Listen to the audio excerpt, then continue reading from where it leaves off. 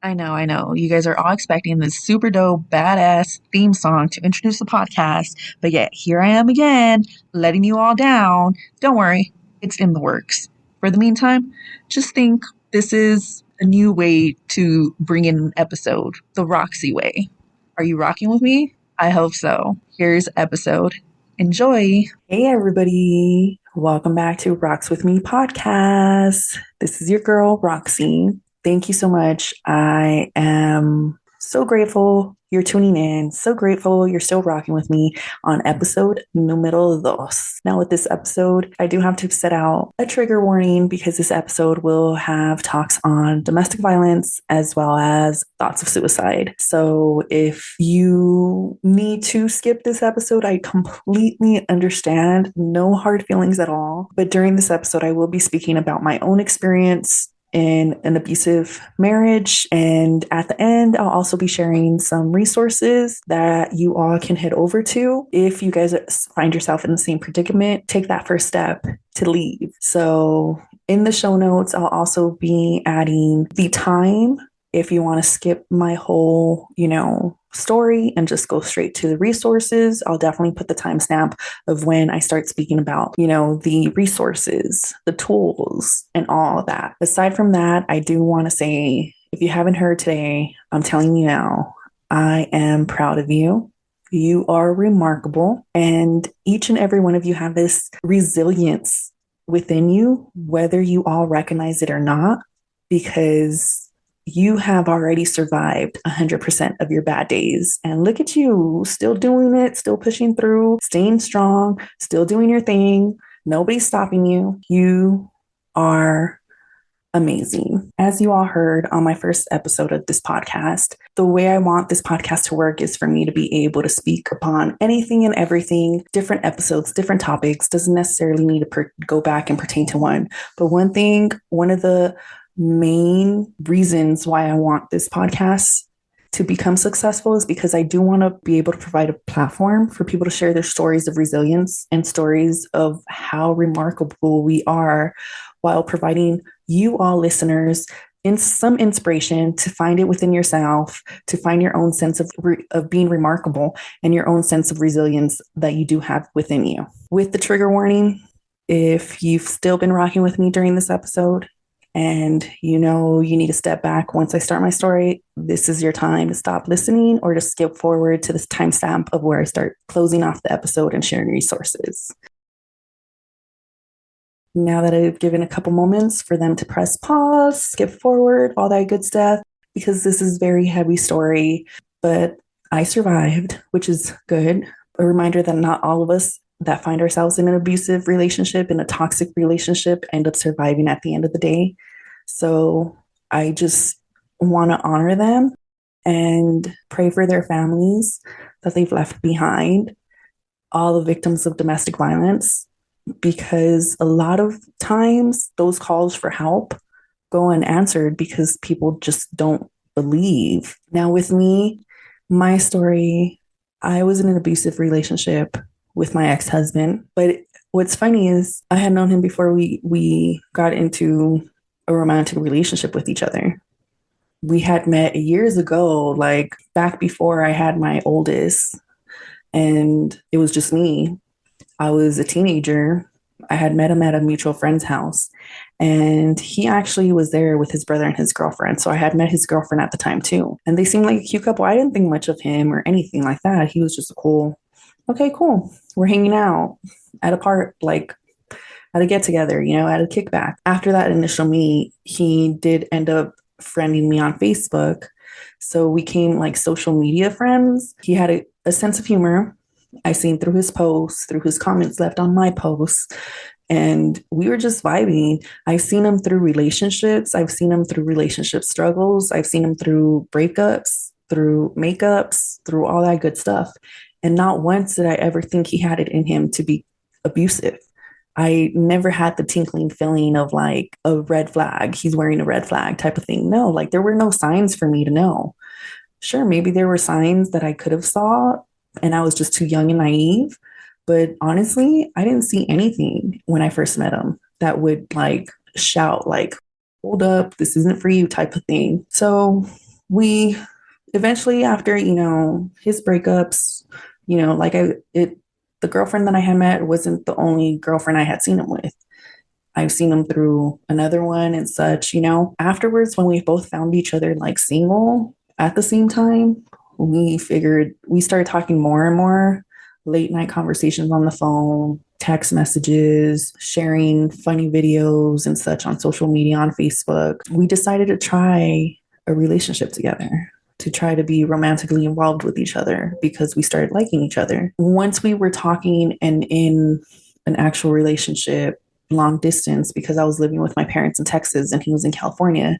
He'd come visit me when I was out there with family. I'd have dates with him, and we were just making it work long distance from each other. The next step was to move in with each other. But because of how I was raised in a very strong Catholic faith based household, it was a sin to move in before getting married. And that's when I probably should have known that I shouldn't have done it, because in my gut that I had a good feeling not to marry him, but I knew if I wanted to be with him, I was going to have to get married in order to be able to move in with him. So I was literally torn whether I got married for the right reasons. I I look back and I mean, because I did love him once upon a time ago, it was genuine love that I had for him. But whether the marriage was rushed or not, I I don't know. So when he proposed to me, he had planned on taking me out for dinner. He had the ring. I had no idea. It was one of his visits that he was in town out here visiting me, but I didn't feel like going to a restaurant. I just wanted to hang out and just me and him one on one type of thing. Not like that, but just chill. I wasn't in the mood to be around people or anything like that. And I guess that triggered something in him because he had this whole romantic dinner date set up, or at least he says, because that's when he took out the ring and got mad at me for not wanting to go with him to this restaurant. And I ruined his engagement proposal. And he just threw the ring at me. At that time, in my head, I felt so bad. Like, this guy, here he is, coming to visit me from California to Texas, planning out the surprise engagement proposal at a restaurant, and I'm fucking ruining it. I'm like, in my head, I'm thinking I'm the worst person ever, right? Little did I know that was one of his temper tantrums, which, what, I mean, one of the times he loses his temper, which I call temper tantrums. So I accepted his proposal. I accepted the throne ring, and we had a small backyard wedding. Nobody from his side of the family came, but he also did mention he wasn't as close to his family. They weren't close knit as I was to mine. So it didn't bother me that his family didn't come, which, that, my bad. Because if you're dating someone who's not close to their family, you really dig into the whys instead of just being like, okay, whatever, and moving on, because this one really bit me in the ass. We got married in my parents' backyard. I was able to move out to California with him. And, him throwing the engagement ring at me wasn't probably the first red flag that I should have noticed, because before we got engaged or married, which I really don't feel like it was an engagement, because I really wasn't like showing off my ring and all. And for those of you who know me and have me on social media, I'm always showing off this fucking ring that I have for my current fiance, future husband, love of my life, because I'm very proud to be engaged now. And maybe subconsciously I wasn't happy with being engaged with him, with my ex-husband. And that's why I didn't want to show it off, or that's why I didn't think it was a big deal, and it was just a ring at that point. But I should have known before the accepting his throne engagement ring that he was bad news. When in one of my visits that I went to go see him in California, we went to the mall and we were walking around Stonewood Mall. Stonewood Mall is right across the street from Downey High School in California. It's a city outside of, Los Angeles. It was where I grew up. So we were at the mall and I was checking my phone for something. Honestly, I don't even remember what it was. That's how unimportant it was. And he got mad because my full on attention wasn't on him. So he wanted to leave right away. So we were walking out the mall and I'm still like, you know what? He's right. Still me being naive and young and stupid. I was still thinking, okay, it's my fault. We're in a long distance relationship and I can't give him the time of day and not check my phone for a couple hours. So I apologized. He was already throwing a temper tantrum. He grabbed my phone threw it on the ground, and broke it. He asked me if I wanted to leave with him or if I wanted to stay. Me, I wanted to stay at the mall and not leave with him. Why I got in that car with him, I have no idea. I think it was just me not wanting to be alone, me feeling like I had no way out. Because, I mean, who memorizes phone numbers after the cell phones came out, you know? But what's funny is I remember my first home number, but I had nobody's number memorized at that time. I couldn't call anybody. Yeah, sure, I could walk because I knew my way around. But by the time I walked, like, what was I going to say, you know? So me stupidly getting in his car because, again, I thought it was my fault. What did he do after? He bought me a brand new iPhone. That was my first ever iPhone ever. I said ever a lot. And he bought it for me. And here I was so gracious and appreciative because here he didn't need to buy me a phone and he brought me a brand new iPhone. Oh my gosh. Little did I know he was putting me under his, I mean, I did know he was putting me under his plan, but little did I know his motive was probably to check who I was texting, who I was calling, which with a new phone, I didn't have nobody's number. It has to be said that throughout this marriage, throughout this relationship, because I feel yucky calling it a marriage, if it even was that. I lost contact with a lot of close friends of mine. I lost contact with some family because they couldn't deal with him. But here I thought it was everybody's fault except ours because he put it in my head. He drilled it in my head. It was everybody else and not him. Everybody had the issue, not him. Even I had the issue, but not him. He was perfect. Fast forward after we moved in, after we got married, he wanted to have a baby. He had no kids. I had one kid. And he wanted to have a baby. So we were trying. I didn't get pregnant right away. It took me a couple months to get pregnant, but we were trying. And for him, I was shit because I couldn't get pregnant when he wanted me to get pregnant. My body wasn't doing what it was meant to do, which was hold a baby. I was honestly, we were trying and nothing. I was not coming out pregnant in any instance. Every time I would get my period, it would be like, okay, my body's not working. Like he honestly started seeing me as worthless. Like I can't bear a child for him. What am I good for? October, after we got married, I found out I was pregnant and I was scared to tell my parents. But for what? I was married. I was living with the man that I was having a baby with. But for some reason, I just felt scared to tell them. And it, again, that's probably my gut instinct I should have listened to. And I didn't. We had the baby, and I thought, okay, now he's going to see me worthy because I was able to bring a child into this world for him. And not only that, a boy who could carry on his last name, you know? But no, things still didn't seem perfect for him. They were not right for him. He still didn't see me as an equal, even. So I worked in Cypress, California. We lived in a 2-bedroom apartment in Paramount, California. So to get to work and to get back home, I had to take the 91, 605 to the 105. For those who aren't familiar with the area, those are freeways. I had to take 3 separate freeways to get home. With no traffic, it was like a 30-minute drive. But with traffic, and we all know California, especially Los Angeles, is infamous for the traffic and parking lots on the freeways. It would sometimes take me more than what GPS told me it would take because I'd be stuck in traffic. If I was even 3 minutes later than what I should have been at home, he'd think I was cheating. Like, what the fuck was I going to do with 3 minutes? Like, go pee maybe? If that.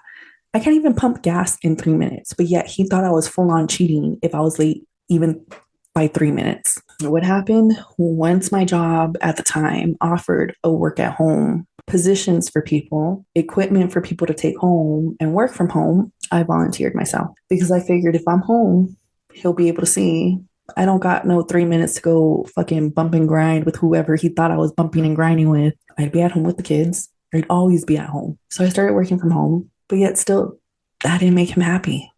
That did not make him happy. There was one time I left a load of laundry in the dryer. I don't even know how long it was in the dryer. Probably not even a day, honestly. And while I was on a work call, because we had a 2-bedroom apartment, but his dad took up one room. So in the other room, it was literally a toddler bed, my workstation, our bed, and the baby's crib, all in one bedroom. Even the thought of suggesting we need more room backfired. Oh, you don't like my dad. You can't put up with my dad. My dad's done so much for me. My dad this, my dad that, and you want to kick him out? I didn't say that. I said we need room for the boys. We need room for ourselves. But he took it as if I was trying to make his dad homeless and take over his spot. His dad did recognize that we needed our own space. We needed that second room. If not, we needed to move to a bigger place. And his dad actually moved out into his own one bedroom studio apartment type of thing. And he was okay with it. But again, it was my fault because I didn't make his dad feel at home in his own home. So now his dad moved out. So the bedroom his dad was using turned into the boys' room. The crib and the toddler bed were in there. And then our room still had the office workspace for me. And one day I was on a work call. Again, there was a load of laundry in the dryer that was completely dry. All that needed was to be put away, right? The washer and dryer were inside of the garage, which was detached from the home. So I hadn't had a chance to go grab it. He ends up bringing the load in, basket, clothes, and all.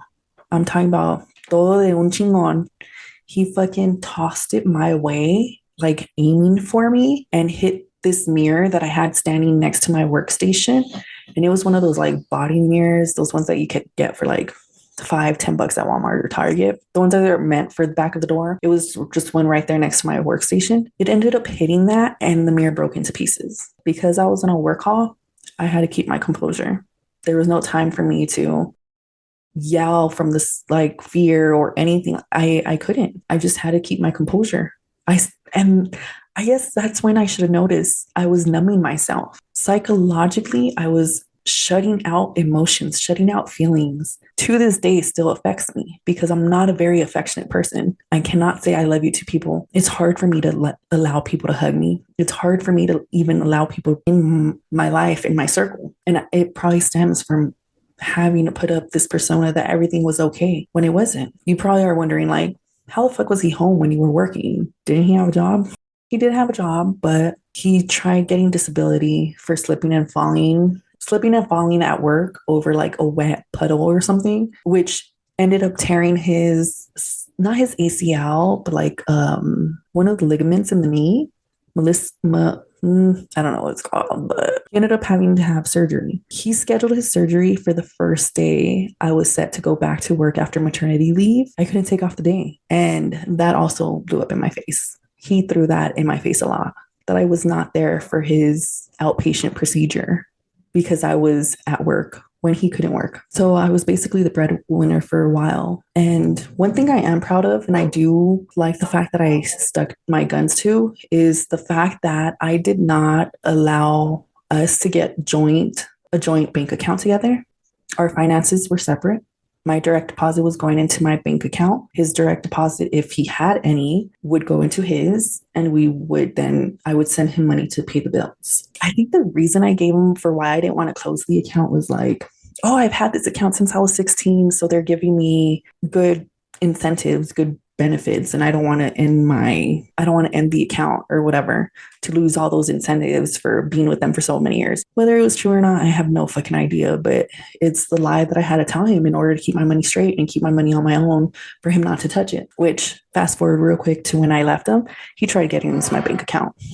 There were numerous attempts after I left of someone trying to log into my bank account and failing, obviously. So that's one thing I'm very proud of, that I did keep my own finances on my own. The day I decided to leave, I knew in my heart that if I stayed, I would end up dead. And what good would I be for my boys if I ended up dead? And what's crazy is there were multiple instances, multiple times where I thought of ending it. I felt so alone, so unworthy of even breathing, that there were times where I just wanted it to that's it, I'm done, and be gone. No more pain, no more suffering under his roof. But then I'd look at my boys and I'd be like, what? It's not like they'd end up with my parents or anything, because he'd obviously still be alive. They'd end up with him because we're married. And I was like, I can't. My boys were the reason why I never went through with those thoughts of ending it for good.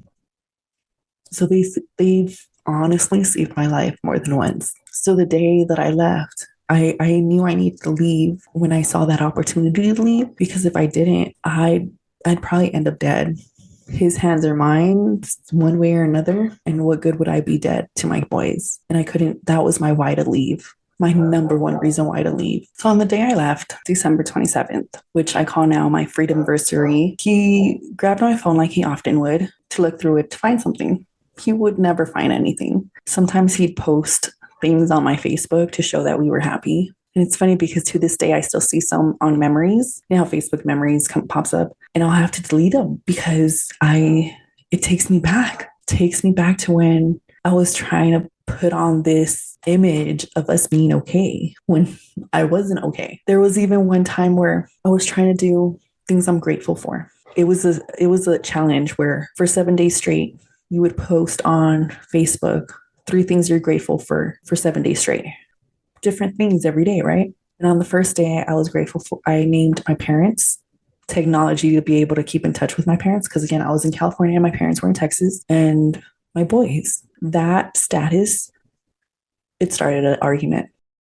In his eyes, I was ungrateful because I didn't mention him on my day 1 of the 7 days of being thankful. So I think I got to day 2 or 3, and then he threw that in my face and I stopped. I didn't even finish my 7 days because of him. So some things I've posted, it brings back memories of fights that we had that were unknown. And I shouldn't call them fights because they were always one-sided. I was always the guilty one. He was always the right one.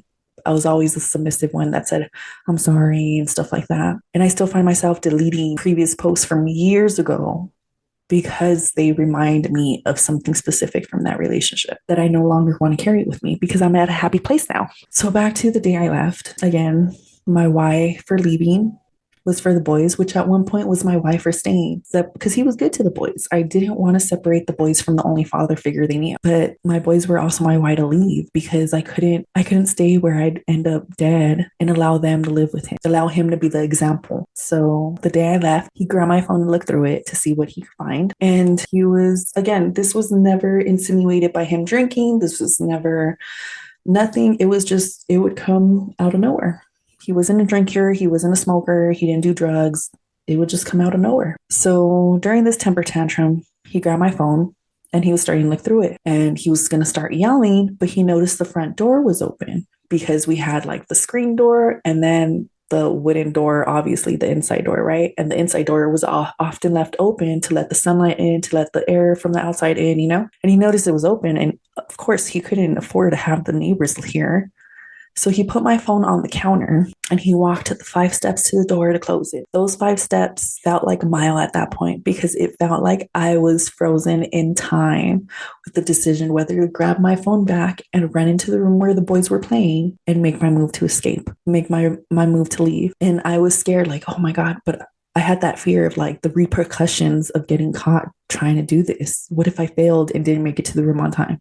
What if I couldn't close the door of the room on him and he opens it and then there goes my life? But something within me like pushed me to grab the phone. Something gave me courage. Maybe it was my ancestors that gave me that extra push. My grandfather that was at that point already in heaven, because my paternal grandfather had passed just a couple months before and he was always on my mind.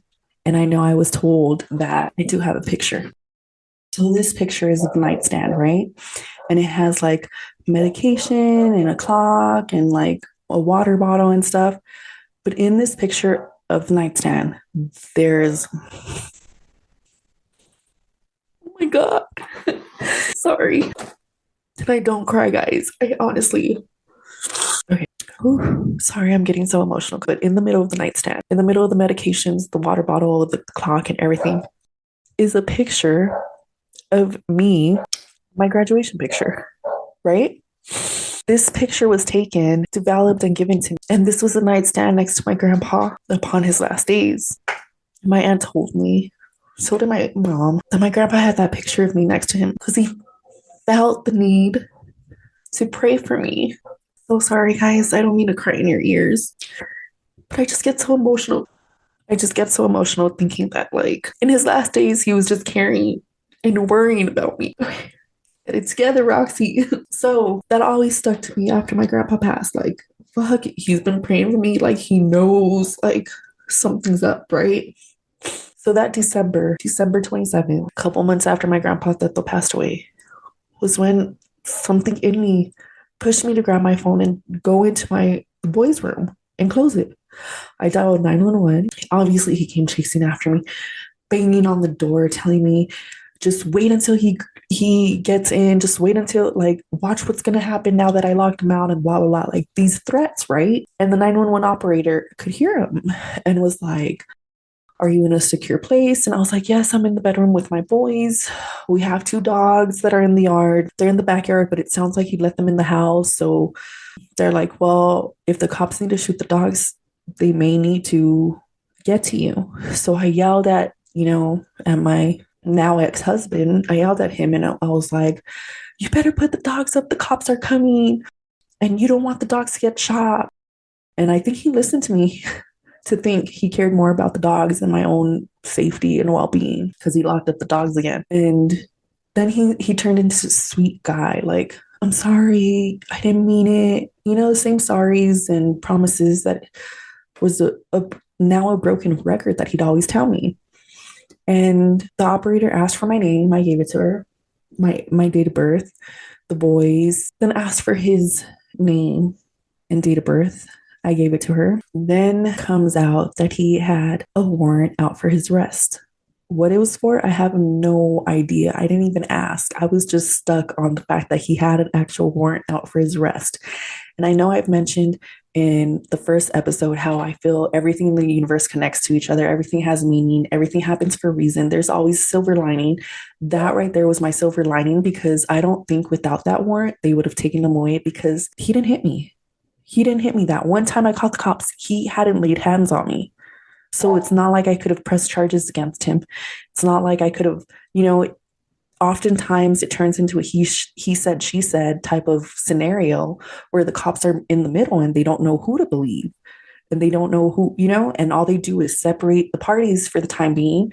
And once the cops are gone, who knows what happens? They're going to get back together, right? They're going to be in each other's company again. So because he had the warrant out for the arrest, it was a blessing in disguise because that allowed the cops to arrest him and take him away. They were honest and open with me. They saw the holes in my wall. They saw the damages he had done before. And they were open and honest with me. They're like, do you want to leave him or do you want to stay?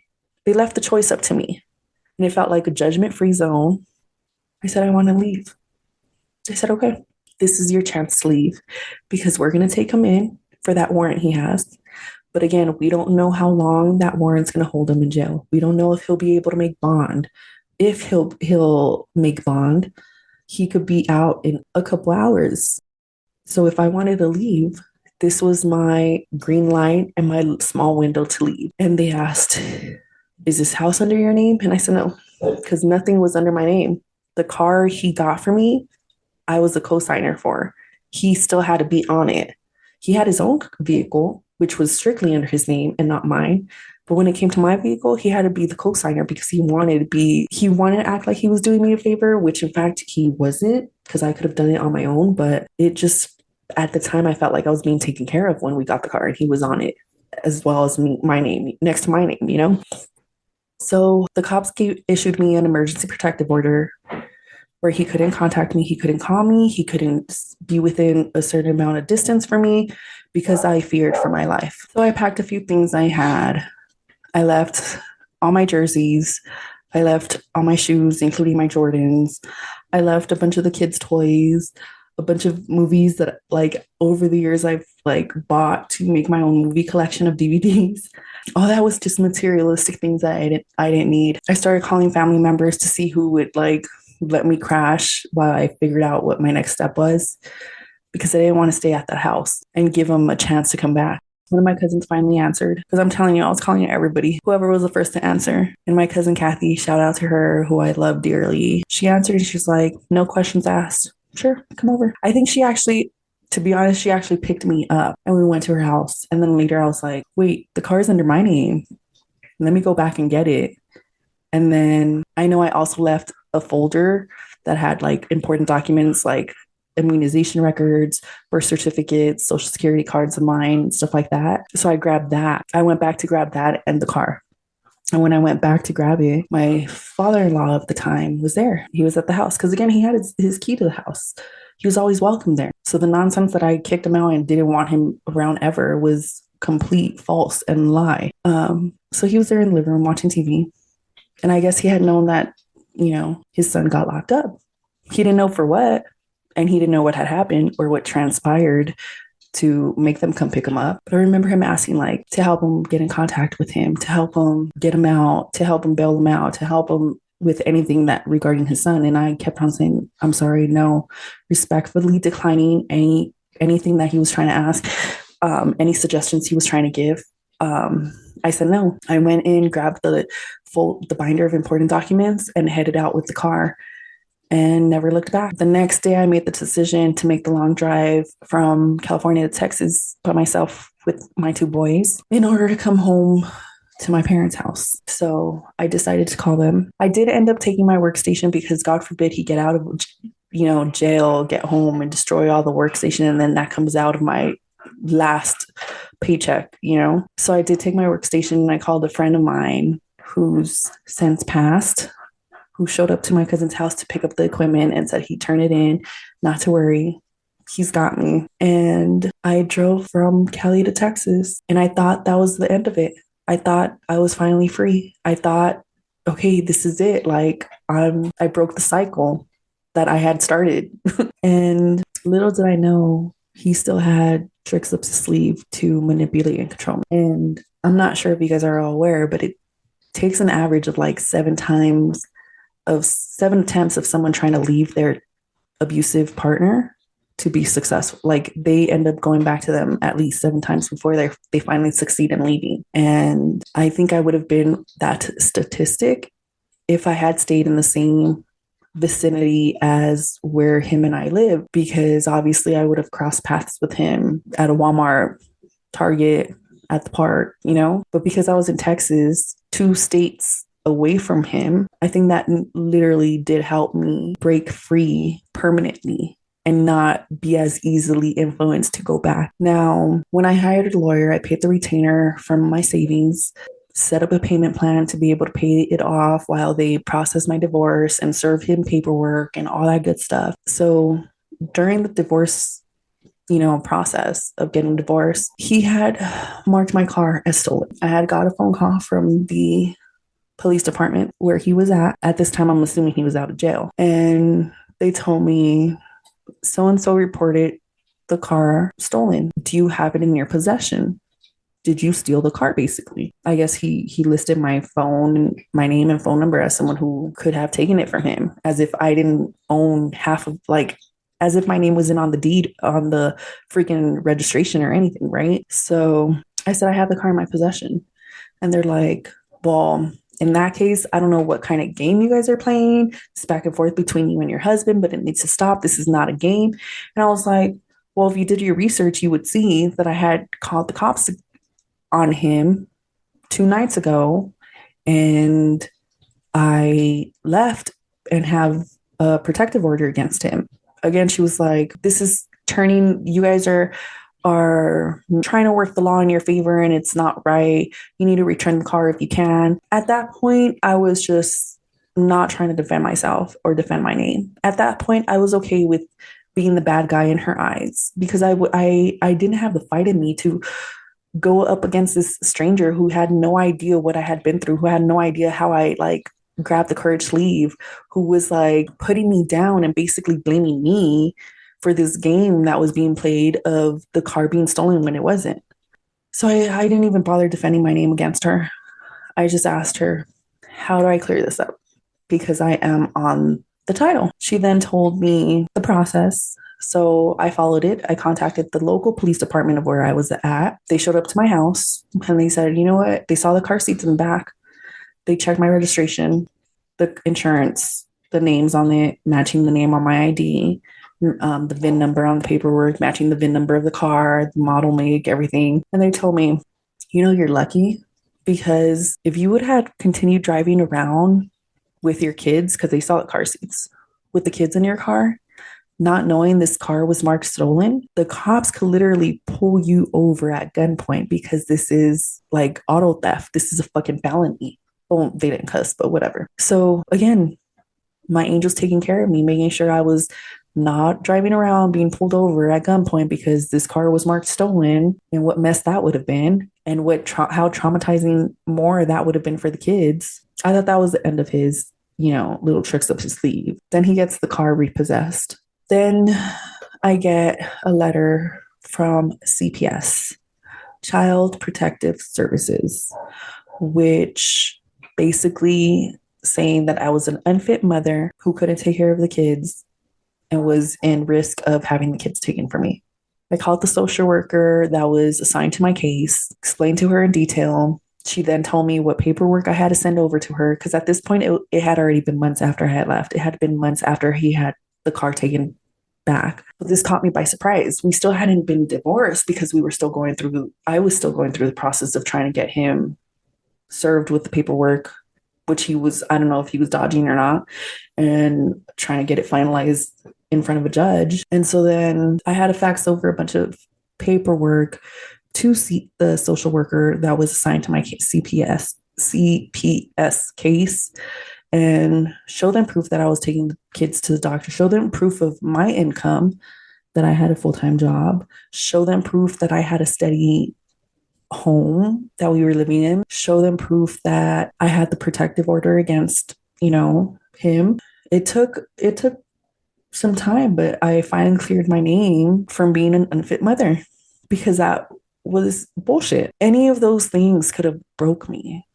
I could have thrown in the towel, which at times I felt was the easiest thing to do. But again, my why was my kids. So I couldn't stop fighting the fight in order to get freedom, complete freedom on paper, Like I've mentioned before, the boys basically saved my life. And now looking back, like, fuck, that mofo put me through a shitload, not just during the relationship, but post, He tried it. He tried it. And here I am reaching my goals, owning my own home, which I got all by myself as a single mom before I met the fiance.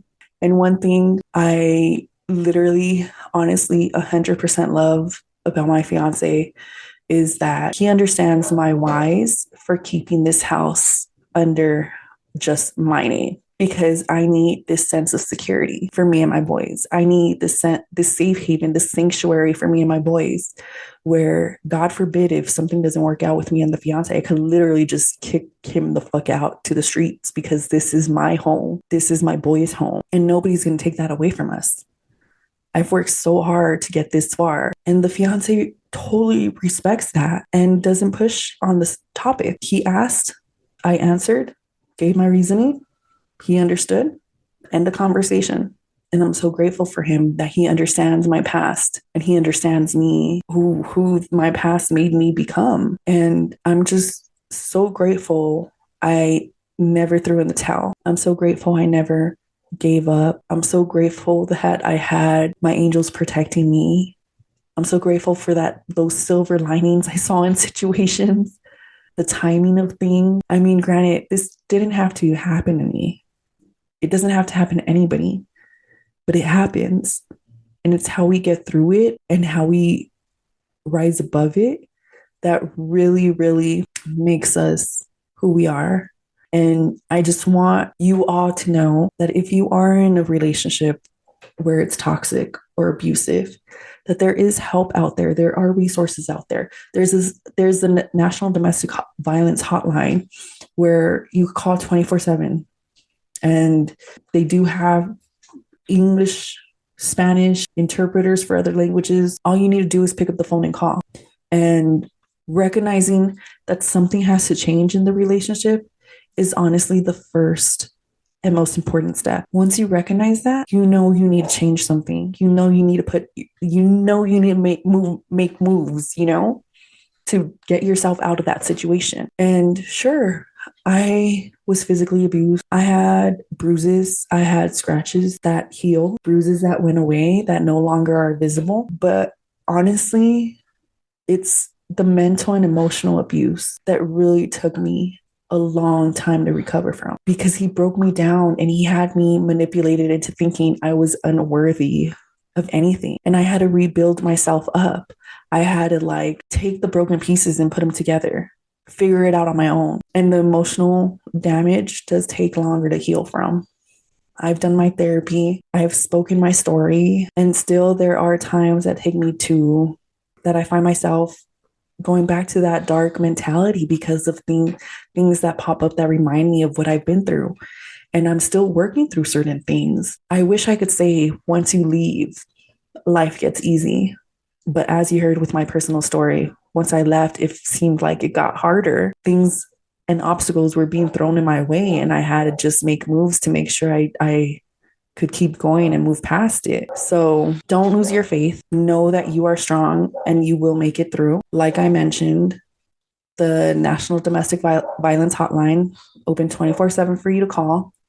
And you can call them at 800-799-7233.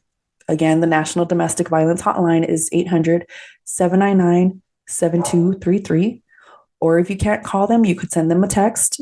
To text them, you would text START, START. You would text the word START to 88788 to start the conversation with them. Now, I get it. There's a bunch of different obstacles and reasons that you find yourself saying. Just all you need is find that one reason why you need to leave and hold on to it. And for those that are blessed and fortunate enough to never have experienced a toxic or abusive relationship, I beg you that to open your eyes and open your ears to those around you who may be in a situation similar, if not worse than mine, and they're asking for help. Because if someone asks for help, it could be their only time they ask for help. So I beg you to really listen and lend that helping hand. Now, don't get discouraged if, you help them and then they find themselves in the same predicament or going back. Be patient with them. The National Domestic Violence Hotline does also have a website, and it's thehotline.org, which I'll also add to the show notes. And there's a bunch of good resources. There's a bunch of good articles on how to overcome obstacles that you may face when you're trying to leave, resources on how to make it out safely, how to make a plan to leave safely.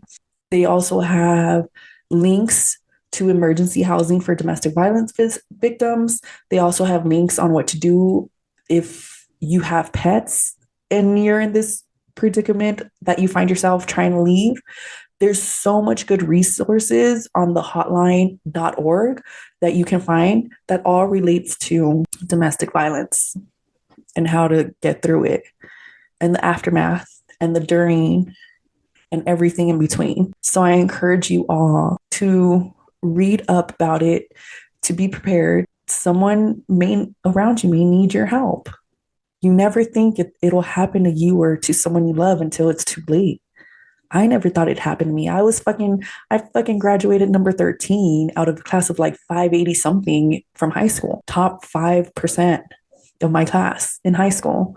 And yet I found myself in this situation. But I'm so blessed to have found the light at the end of the tunnel and now have this platform to share my story with to you all. I'm no longer ashamed of my story because I know it does inspire others. Every October is National Domestic Violence Awareness Month, and the color purple is the color that should be worn in support. And during the month of October, I usually share my story on my social media platforms, and October is just right around the corner.